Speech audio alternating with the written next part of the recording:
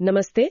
आज हम 10वीं कक्षा के हिंदी पाठ्यक्रम से एक बहुत ही दिलचस्प और मैं कहूंगी एक बहुत जरूरी एकांकी पर बात करने वाले हैं। रीढ़ की हड्डी। जी, रीढ़ की हड्डी। इसे लिखा है जगदीश चंद्र माथुर ने और हमारे पास जो नोट्स हैं उनसे ये साफ है कि इसे सिर्फ कहानी की तरह नहीं बल्कि महाराष्ट्र बोर्ड परीक्षा के लिहाज से भी समझना है। बिल्कुल, और ये एकांकी है भी कमाल की।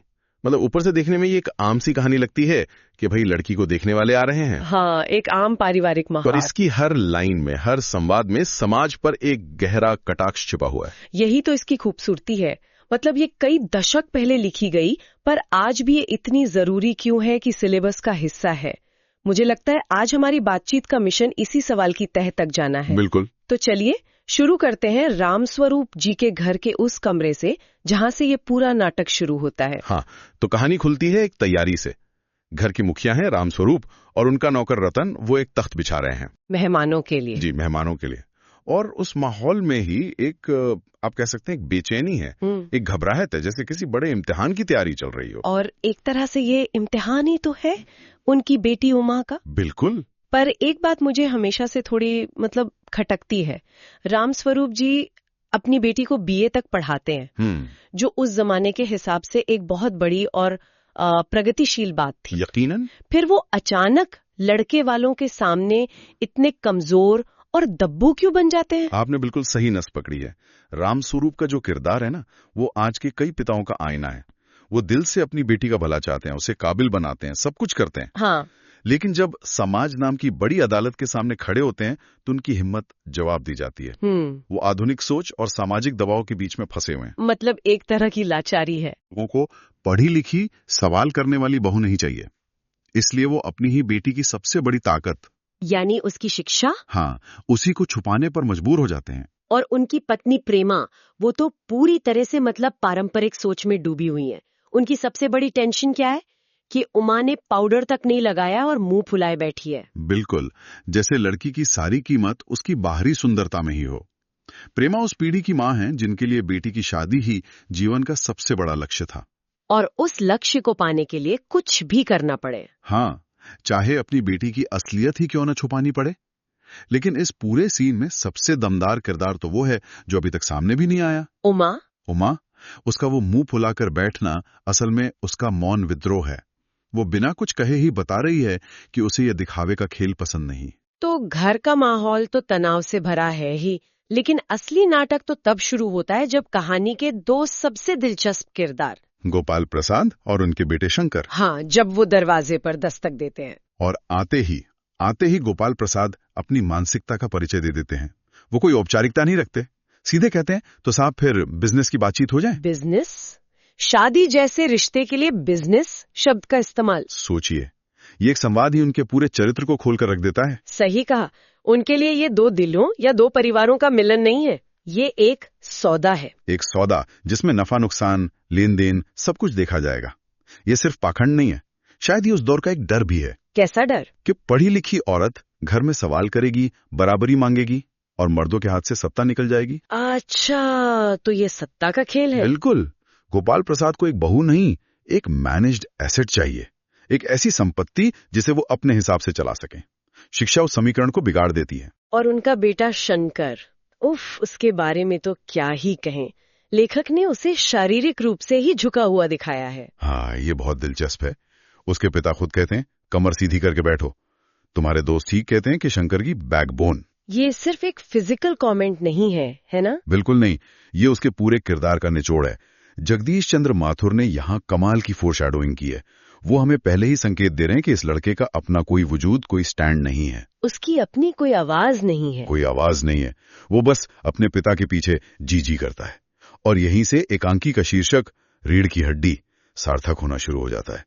जो छात्र परीक्षा की तैयारी कर रहे हैं उनके लिए ये समझना बहुत जरूरी है। हाँ, ये पॉइंट जरूर नोट करने वाला है कि ये शीर्षक सिर्फ शंकर पर एक कटाक्ष नहीं है, ये पूरी कहानी का सार है। उनकी बातचीत आगे बढ़ती है और खूबसूरती पर टैक्स लगाने जैसी बेतुकी बातें होती हैं, जिससे गोपाल प्रसाद का लालची और संकीर्ण स्वभाव और साफ हो जाता है। और इस सब के बाद हम कहानी के उस मोड़ पर आते हैं जहां उमा की एंट्री होती है। उमा हाथ में पान की तश्तरी लिए कमरे में आती है, सादे कपड़ों में, लेकिन उसके चेहरे पर एक ठहराव है। और आते ही गोपाल प्रसाद और शंकर की गिद्ध जैसी नजरें उसके चश्मे पर पड़ती हैं। वो लगभग चीख पड़ते हैं, चश्मा? हाँ, उनके लिए चश्मा मतलब खतरे की घंटी, चश्मे का मतलब है पढ़ाई लिखाई। ये उनकी उम्मीदों पर पहला हथौड़ा था। और रामस्वरूप का वो घबराकर बहाना बनाना कि पिछले महीने इसकी आंखें दुखने आ गई थीं। ये एक पिता की बेबसी को दिखाता है कि वो अपनी बेटी की काबिलियत को ही उसकी सबसे बड़ी कमजोरी मानकर छुपा रहे हैं। इसके बाद जो सवाल जवाब का सिलसिला शुरू होता है वो किसी भी स्वाभिमानी इंसान के लिए अपमानजनक है। बिल्कुल, उसकी चाल ढाल को परखा जाता है, उसकी पेंटिंग, उसकी सिलाई कढ़ाई के बारे में ऐसे पूछा जाता है जैसे बाजार में किसी वस्तु की क्वालिटी चेक कर रहे हों। हद तो तब हो जाती है जब उसे गाने का हुक्म दिया जाता है। ये सब चुपचाप सहती है, उसे तार उठाती है और मीरा का भजन मेरे तो गिरधर गोपाल दूसरों न कोई गाना शुरू करती है। लेकिन गाते गाते अचानक उसकी नजर शंकर पर पड़ती है। वो उसे पहचान लेती है और एक पल में चुप हो जाती है। ये कहानी का सबसे बड़ा टर्निंग पॉइंट है। बिल्कुल, उस एक पल में उमा के अंदर का सोया हुआ स्वाभिमान जाग जाता है। उसे याद आ जाता है कि ये वही लड़का है जो लड़कियों के हॉस्टल के चक्कर काटता था, जिसकी अपनी कोई इज्जत नहीं है। और आज वो और उसका पिता उसे खरीदने आए हैं। उसकी कीमत लगा रहे हैं। उसका चुप हो जाना वो आने वाले तूफान का संकेत था। गोपाल प्रसाद इस चुप्पी से चिढ़ जाते हैं और कहते हैं, जरा इसे भी तो मुंह खोलना चाहिए। और बस यही वो चिंगारी थी जिसकी जरूरत थी। उमा की चुप्पी टूटती है और वो जो जवाब देती है वो इस एकांकी की आत्मा है। हाँ, वो बहुत शांत लेकिन मजबूत आवाज में कहती है, क्या जवाब दूं बाबूजी? जब कुर्सी मेज बिकती है तो दुकानदार कुर्सी मेज से कुछ नहीं पूछता, सिर्फ खरीदार को दिखला देता है। पसंद आ गई तो अच्छा है, वरना। इस एक लाइन में उमा ने उस पूरे सामाजिक ढांचे को चुनौती दे दी। हाँ, उसने बात सिर्फ अपनी नहीं की। नहीं, उसने हर उस लड़की की बात की जिसे शादी के बाजार में दिखाया जाता है। वो कह रही है कि मैं कोई बेजान चीज नहीं हूं जिसकी तुम बोली लगाओ। मेरा एक अस्तित्व है, मेरी अपनी इज्जत है। और ये तो बस शुरुआत थी। जब गोपाल प्रसाद बौखलाकर उसकी पढ़ाई के बारे में पूछते हैं तो वो पूरे आत्मविश्वास से कहती है, जी हाँ, मैं कॉलेज में पढ़ी हूँ, मैंने बीए पास किया है, कोई पाप नहीं किया, कोई चोरी नहीं की। जिस सच को उसके पिता छिपा रहे थे उसे वो अपनी ढाल बना लेती है। ये उसकी हिम्मत, सच्चाई और आत्मसम्मान को एक साथ दिखाता है। और वो यही नहीं रुकती, वो शंकर का भी पर्दाफाश कर देती है। हाँ, वो सबके सामने बताती है कि कैसे ये लड़का लड़कियों के हॉस्टल के पास अपमानित हुआ था और नौकरानी के पैरों में गिरकर माफी मांगे थे। शंकर के चरित्र की पूरी पोल खुल जाती है। और अंत होता है उस आखिरी और सबसे शक्तिशाली संवाद से। वो सीधे गोपाल प्रसाद से कहती हैं, घर जाकर जरा ये पता लगाइएगा कि आपके लाडले बेटे के रीढ़ की हड्डी भी है या नहीं, यानी बैकबोन। और पर्दा गिर जाता है। एक जोरदार तमाचा उस पूरी पुरुषवादी सोच पर। बिल्कुल।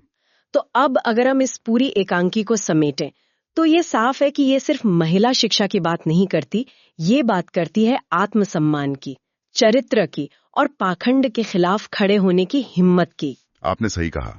अगर हम परीक्षा के लिहाज से इसके किरदारों को समझें तो हर किरदार एक पूरी सोच का प्रतीक है। जैसे उमा वो नई पीढ़ी की पढ़ी लिखी, हिम्मत वाली और सच बोलने वाली लड़की है। वो जानती है कि उसकी असली कीमत उसकी डिग्री या सुंदरता नहीं, बल्कि उसका चरित्र और स्वाभिमान है। और गोपाल प्रसाद, वो समाज की उस पिछड़ी और पाखंडी सोच के प्रतिनिधि हैं जो खुद तो पढ़े लिखे हैं लेकिन औरत को पैर की जूती ही समझते हैं। उनके लिए रिश्ते और भावनाएं नहीं, सिर्फ मुनाफा जरूरी है। और शंकर तो साफ है, बिना बैकबोन वाला युवा। हाँ, वो नौजवानों का प्रतीक है जिनका अपना कोई व्यक्तित्व नहीं, कोई बैकबोन नहीं। वो नैतिक रूप से इतने कमजोर हैं कि सही गलत का फैसला भी खुद नहीं ले सकते। और रामस्वरूप, वो मजबूर पिता हैं जो बदलाव तो चाहते हैं लेकिन समाज से लड़ने की हिम्मत नहीं जुटा पाते। ये विश्लेषण परीक्षा के लिए बहुत मददगार होगा। बिल्कुल। एक सवाल जो अक्सर पूछा जाता है वो है शीर्षक को लेकर, रीढ़ की हड्डी नाम ही क्यों? इसका जवाब अब बिल्कुल साफ है ना? हाँ, ये शीर्षक सीधे सीधे शंकर के चरित्रहीन व्यक्तित्व पर व्यंग्य है, पर इसका एक और गहरा मतलब है। ये उमा के मजबूत चरित्र को भी दिखाता है। अच्छा, ये कैसे? मुश्किल हालात में जब उसके अपने पिता कमजोर पड़ गए, तब कौन अपनी रीढ़ की हड्डी सीधी करके खड़ा हुआ? उमा। उसने अन्याय के खिलाफ आवाज उठाई, तो एक तरफ चरित्र की कमी है और दूसरी तरफ चरित्र की मजबूती। यही शीर्षक की खूबसूरती है। वाह, ये तो बहुत ही अच्छा विश्लेषण है। एक और सवाल जो गोपाल प्रसाद के किरदार से जुड़ सकता है वो ये कि गोपाल प्रसाद विवाह को बिजनेस क्यों मानते हैं। इसका जवाब तो उनके संवादों में ही छुपा है। उनका बिजनेस की बातचीत हो जाए कहना, लड़की की पढ़ाई लिखाई को लेकर मोल भाव करना और खूबसूरती पर टैक्स की बात करना, ये सब क्या दिखाता है? यही कि वो रिश्ते को एक सौदे की तरह देख रहे हैं जिसमें उनका फायदा होना चाहिए। वो एक इंसान नहीं, एक वस्तु खरीदने आए हैं जिसके साथ कोई रिस्क ना हो। ये सुनकर मुझे आज के जमाने की याद आ गई। मुझे लगता है कि आज भी मैट्रिमोनियल वेबसाइट्स पर जो प्रोफाइल लिखे जाते हैं उनमें कहीं न कहीं गोपाल प्रसाद की सोच झलकती है। क्या बात कही आपने। बस भाषा बदल गई है, सोच कई जगह वही है। सुंदर, सुशील, घरेलू, ज्यादा उम्मीदें न रखने वाली, ये सब क्या है? ये आज के गोपाल प्रसाद की ही तो मांगे हैं। बिल्कुल, बस शब्द थोड़े आधुनिक हो गए हैं, इसीलिए ये एकांकी आज भी प्रासंगिक है। तो हम अपनी शुरुआती बात पर वापस आते हैं। ये एकांकी आज भी हमारे सिलेबस में इसलिए है क्योंकि ये जिन मुद्दों को उठाती है, महिलाओं का सम्मान, शिक्षा का अधिकार और व्यक्तित्व की आजादी, वो आज भी हमारे समाज के लिए उतने ही जरूरी हैं। बिल्कुल, ये सिर्फ एक कहानी नहीं, एक आईना है। एक आईना। और अंत में मैं सुनने वालों के लिए एक सवाल छोड़कर जाना चाहूंगी जिस पर वो सोच सकते हैं। जरूर। ये एकांकी दशकों पहले लिखी गई थी। सोचने वाली बात यह है कि आज हमारे समाज में गोपाल प्रसाद और शंकर कितने हैं? हो सकता है वो अब बैकबोन या कम पढ़ी लिखी जैसे शब्द इस्तेमाल ना करते हों, पर क्या वो मानसिकता किसी नए और शायद ज्यादा खतरनाक रूप में आज भी हमारे आसपास जिंदा है?